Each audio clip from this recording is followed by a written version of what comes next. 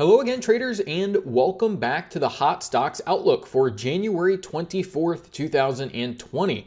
Hope y'all are having an excellent week in the financial markets, and as always, plenty of opportunities to cover in this week's Outlook. So we're going to start out here with shares of Copart. We've got McDonald's, Tesla Motors, Waste Management, and lastly, Sprouts Farmers Market here. So starting here with shares of Copart, a really good example of how this technology works.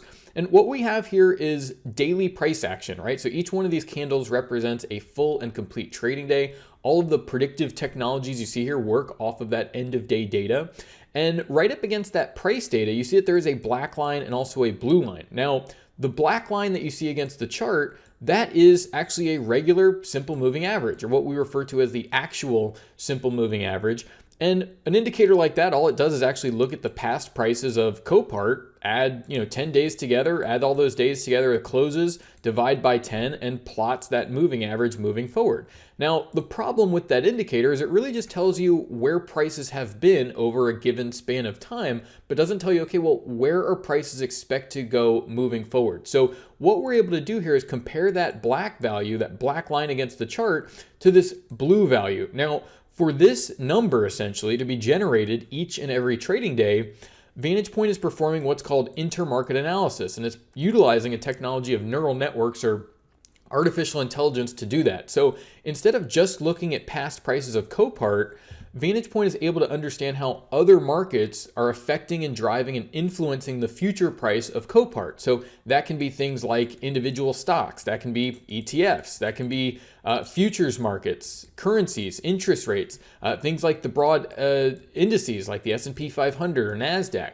And markets share very important relationships, and what we're able to do here is utilize that intermarket data to actually generate future data, so predicted data into the future that hasn't yet occurred yet, and actually build that into the value of these indicators, thus making a lagging indicator that just tells you where prices have been in the past into a forward-looking predictive indicator. Now, whenever that blue line crosses above the black line, it's saying that, okay, well, average prices are expected to move higher than where they've been in the past. So if that blue line is above the black line, you can expect the trend to move higher, average prices to start moving up, and therefore execute a trading style that's in agreement with that, right? And therefore, in this case, go ahead and get long the market.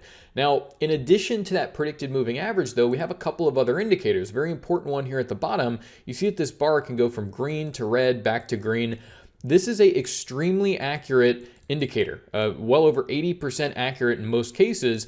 And what it's doing is looking ahead 48 hours ahead. So very short term and always adapting to that 48-hour time frame, but letting you know about short-term strength or weakness. And it's actually able to predict a technical indicator, again, 48 hours into the future with this 80% accuracy. So when we go ahead and tie that in with our predicted moving average, we can then get a gauge of, okay, well, if the short-term strength is higher and the predicted moving average is now moving above, obviously a good sign that prices are going to continue moving higher, at least over the next couple of days.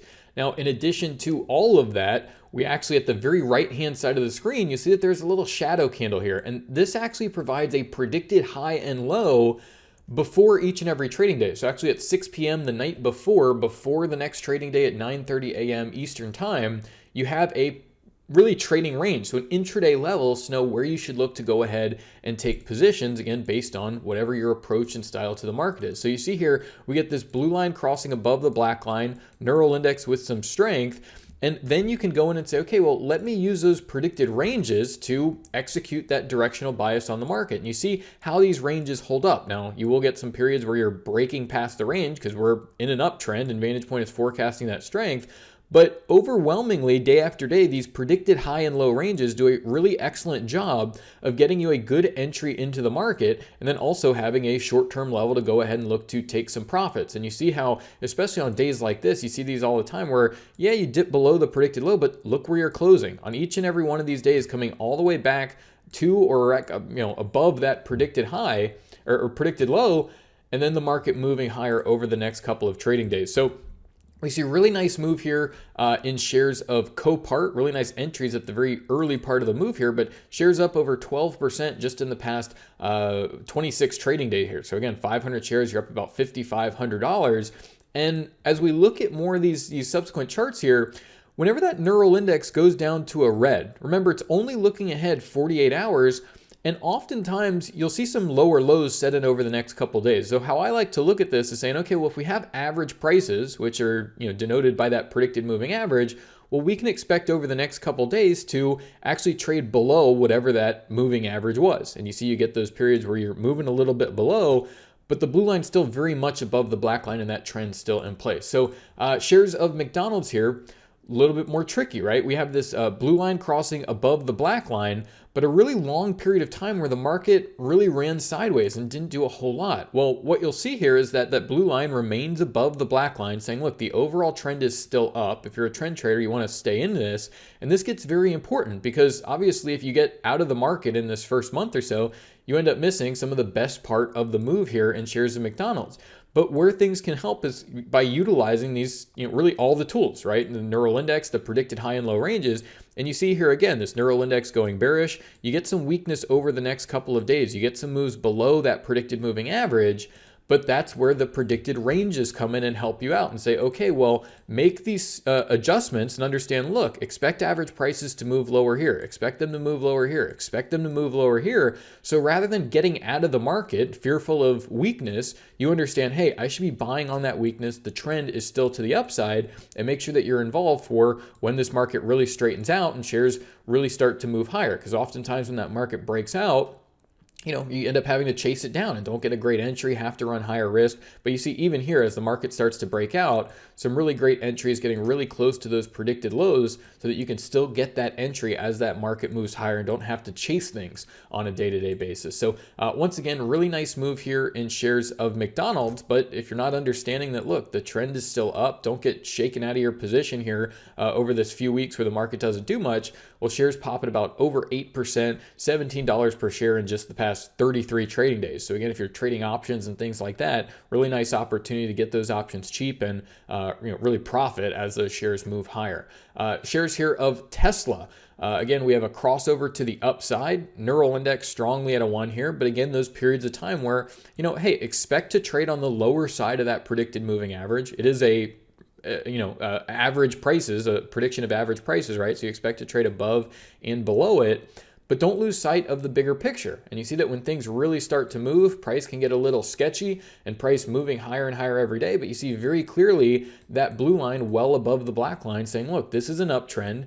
You can go ahead and look to get involved in these types of opportunities early as these crossovers come through. And you see multiple opportunities along the way to not only buy on those dips, but understand, where you want to come in on an intraday basis. So again, really nice opportunity in shares of Tesla. I mean, this thing's almost doubled just in a very short period of time. Most recent opportunity here coming through up over 69% just in the past 31 trading days. So the market is on an absolute tear. Again, 500 share position, you're up over $117,000. Even 100 shares though, making a very substantial profit. So shares here of Waste Management. Again, another opportunity here. We have this blue line crossing above the black line, and you get those periods of turbulence here, right? So you get a couple neural index going bearish, but still you look at that blue line still well above the black line, saying average prices are still well in the positive. The overall trend is still up. And then look how this neural index gets bullish over these subsequent 48-hour periods, saying, look, be a buyer here. This is definitely a time of trend strength, but also short-term strength. And you've got those tools, those predicted ranges. And what I really like about these tools is that when you come in have this information the day before the trading day, you go ahead and set limit orders. And you see how days like this where the market gaps down, you get filled at these lows on those gap downs, right? So when the market opens down there, you get filled and immediately making a lot of money as that uptrend continues. So once again, you see just multiple opportunities here day after day to get involved in the market before that big pop really going ahead and moving shares higher here. So again, shares of Waste Management up pretty considerably over a pretty short period of time here, over 7%. I mean, we're talking about Waste Management here, but a 7% move, just in the past 23 days. So what's really nice about some of these slower moving stocks though is actually the accuracy of the predicted highs and lows during that low volatility period. So when you have an accurate gauge, even if you don't get a huge percentage move, you'll be taking profit along the way, buying back at lower prices, and really making the most of that opportunity. Now, lastly here, we've seen some weakness in the market. But of course, you want to say, okay, well, all these other areas of the market, you don't want to short. Those trends are still to the upside. But here in Sprouts Farmers Market, you see we have this blue line crossing below the black line. Neural index strongly at a zero configuration here. We have a little bit, neural index pops up for 1 day here. You see you get a little bit of highs setting in, sort of retesting that price action for several days moving forward. Another opportunity here where the market sort of spikes up, but very clearly, market's in a downtrend. So for the past couple of months now, you do not want to be getting long here in shares of Sprouts Farmers Market, really more than the past month here.